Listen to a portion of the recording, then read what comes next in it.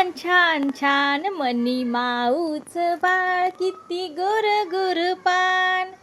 आणि आमचं हेच मनी माऊचं बाळ कशी मस्ती करते आणि आगाऊपणा करते तुम्ही बघाच फक्त.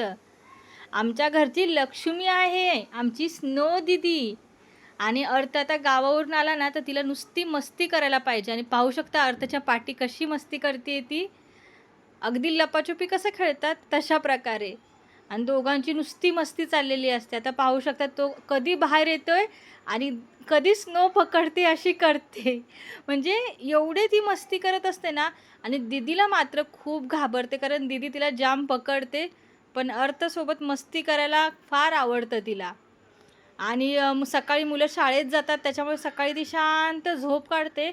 अर्थ शाळेतून आला की मग झालं त्याच्यासोबत मस्ती करायला आमच्या मॅडम तयारच होतात लगेचच.